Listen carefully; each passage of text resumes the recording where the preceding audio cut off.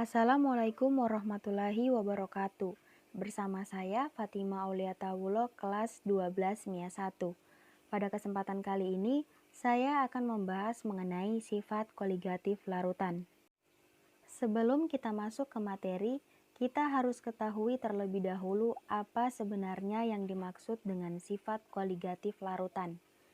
Sifat koligatif larutan adalah sifat larutan yang tidak bergantung pada jenis zat terlarut, tetapi bergantung pada konsentrasinya. Nah, sifat koligatif larutan ini meliputi 4 sifat atau 4 jenis. Yang pertama ada penurunan tekanan uap, yang kedua kenaikan titik didih, yang ketiga penurunan titik beku, dan yang terakhir ada tekanan osmotik. Langsung saja kita bahas satu persatu mengenai sifat koligatif larutan. Kita mulai dari yang pertama, yaitu penurunan tekanan uap. Penurunan tekanan uap adalah tekanan suatu uap pada kesetimbangan dengan fase bukan uapnya.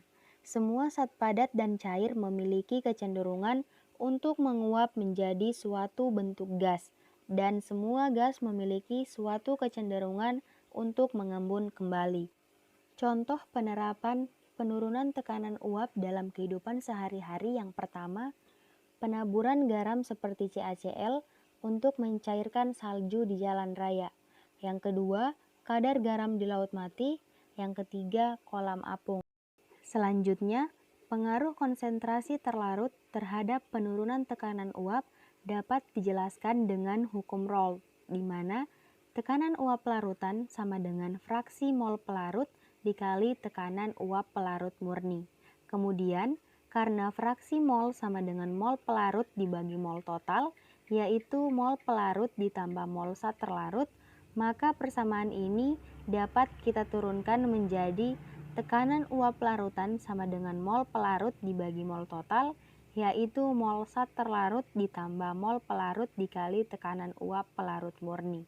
Nah, selanjutnya, apabila diturunkan dalam rumus penurunan tekanan uap, maka akan diperoleh persamaan penurunan tekanan uap sama dengan tekanan uap pelarut murni dikali fraksi mol zat terlarut.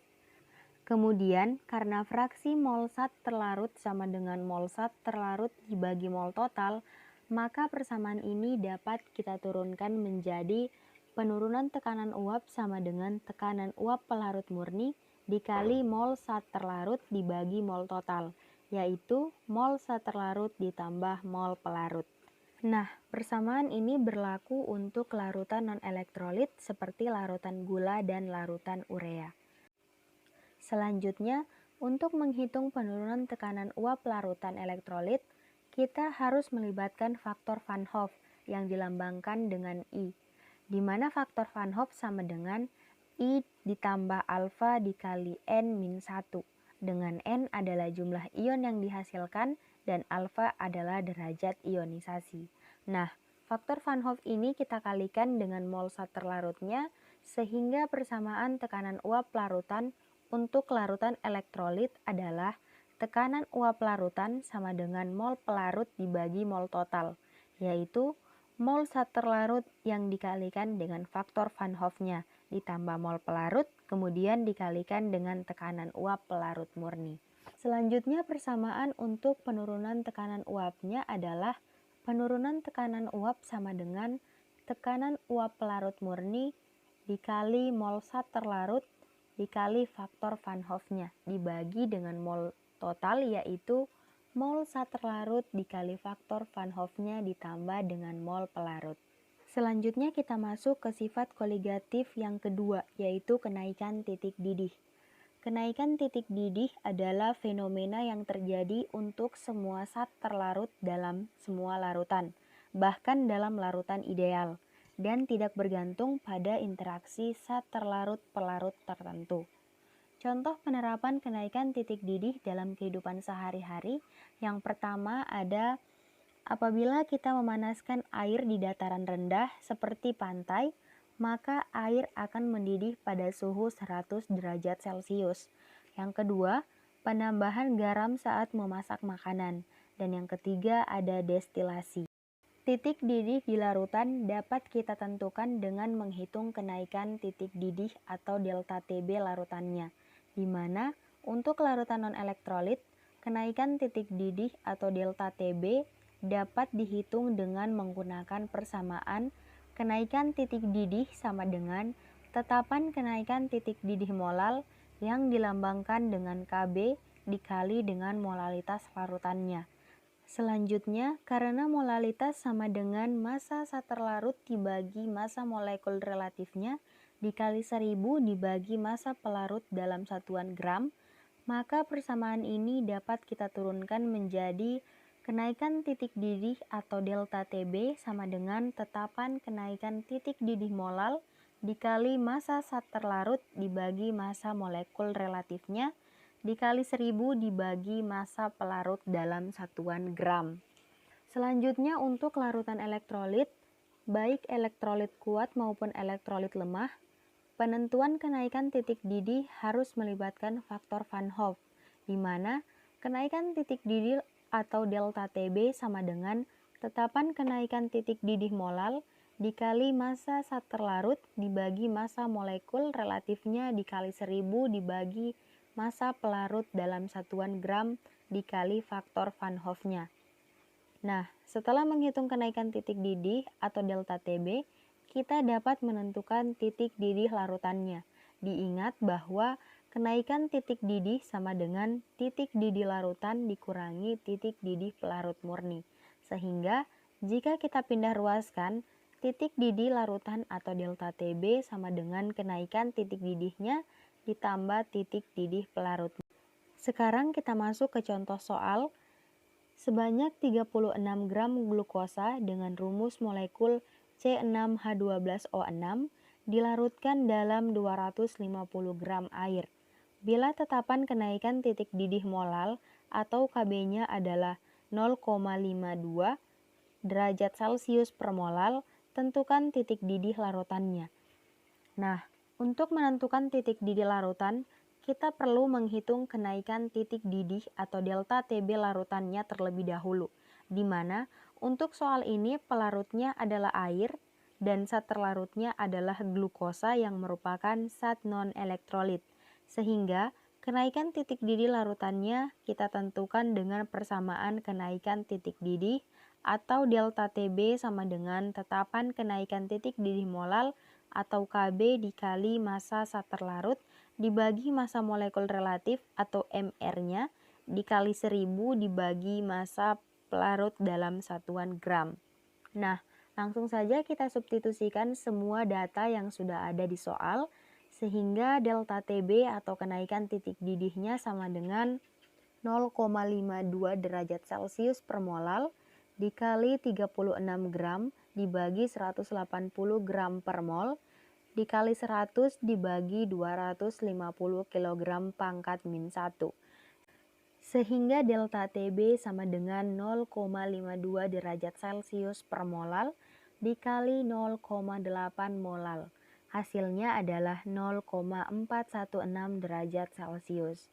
Selanjutnya titik didih larutan atau TB sama dengan kenaikan titik didih ditambah titik didih pelarut murni. Untuk kenaikan titik didihnya tadi sudah kita hitung dan titik didih air atau TB0 di soal diketahui 100 derajat Celcius. Maka titik didih larutannya sama dengan 0,416 derajat Celcius ditambah 100 derajat Celcius. Hasilnya adalah 100,416 derajat Celcius. Sekarang kita masuk ke sifat koligatif larutan yang ketiga, yaitu penurunan titik beku. Sebelumnya saya minta maaf, yang di atas ini mengenai pengertian kenaikan titik beku. Seharusnya adalah penurunan titik beku. Jadi penurunan titik beku adalah penurunan titik beku pelarut akibat penambahan zat terlarut yang tidak mudah menguap. Contoh penerapan titik beku dalam kehidupan sehari-hari yang pertama ada penambahan garam dalam air, alkohol dalam air, atau pencampuran dua padatan seperti pegotor menjadi bubuk halus. Yang kedua ada penggunaan es batu untuk tetap membuat ikan segar.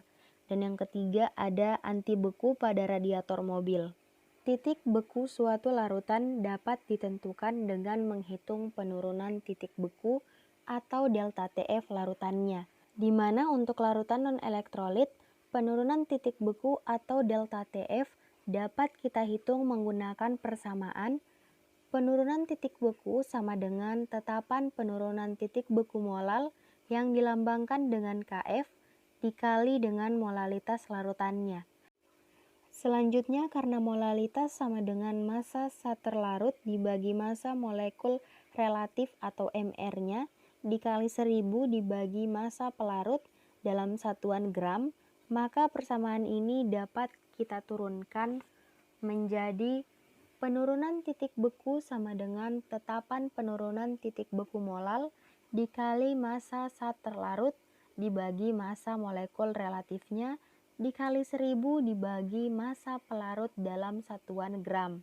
Selanjutnya, untuk larutan elektrolit, penurunan titik beku harus melibatkan faktor Van Hoff-nya, di mana penurunan titik beku sama dengan tetapan penurunan titik beku molal dikali massa zat terlarut dibagi massa molekul relatif atau MR-nya dikali 1000 dibagi massa pelarut dalam satuan gram, kemudian dikalikan dengan faktor Van Hoff-nya.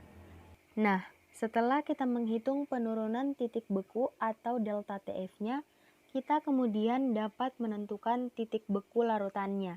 Diingat bahwa penurunan titik beku sama dengan titik beku pelarut murni dikurangi titik beku larutan. Sehingga jika kita pindah ruaskan, titik beku larutan sama dengan titik beku pelarut murni dikurangi penurunan titik beku. Selanjutnya kita masuk ke sifat koligatif yang terakhir, yaitu tekanan osmotik. Tekanan osmotik adalah tekanan yang dibutuhkan untuk mempertahankan kesetimbangan osmotik antara suatu larutan dan pelarut murninya, yang dipisahkan oleh suatu membran semi permeabel yang dapat ditembus hanya oleh pelarut tersebut. Contoh penerapan tekanan osmotik dalam kehidupan sehari-hari, di antaranya yang pertama, desalinasi air laut menjadi air tawar. Yang kedua, cuci darah atau dialisis pada penderita gagal ginjal. Dan yang ketiga, ada menggunakan garam untuk mengusir siput, cacing, dan lintah. Tekanan osmotik suatu larutan berbanding lurus dengan konsentrasi molar zat, di mana untuk larutan non-elektrolit, persamaan yang dapat kita gunakan untuk menentukan tekanan osmotik adalah Pi sama dengan M dikali R dikali T, dengan Pi adalah tekanan osmotik dengan satuan atmosfer, M adalah molaritas larutan dalam satuan molar, R adalah tetapan gas yang bernilai 0,082 liter atmosfer mol pangkat min 1, Kelvin pangkat min 1, dan T adalah suhu dalam satuan Kelvin. Berikutnya, karena molaritas sama dengan massa zat terlarut dibagi massa molekul relatifnya dikali 1000 dibagi volume larutan dalam satuan mililiter, maka persamaan ini dapat kita turunkan menjadi tekanan osmotik sama dengan massa zat terlarut dibagi massa molekul relatifnya dikali 1000 dibagi volume larutan dalam satuan mililiter dikali tetapan gas dikali suhu. Berikutnya untuk larutan elektrolit, baik elektrolit kuat maupun elektrolit lemah, penentuan tekanan osmotik harus melibatkan faktor Van Hoff-nya, di mana tekanan osmotik sama dengan molaritas larutannya dikali tetapan gas dikali suhu dikali faktor Van Hoff-nya, yang kemudian dapat kita turunkan menjadi tekanan osmotik sama dengan massa zat terlarut dibagi massa molekul relatifnya dikali 1000 dibagi volume dalam satuan mililiter dikali tetapan gas dikali suhu dikali faktor Van Hoff-nya. Selanjutnya kita masuk ke contoh soal.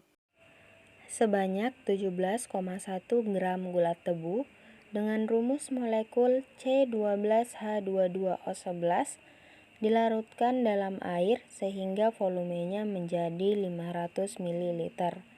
Bila tetapan gas adalah 0,082 liter atmosfer mol pangkat min 1 Kelvin pangkat min 1, berapakah tekanan osmotiknya pada suhu 27 derajat Celcius?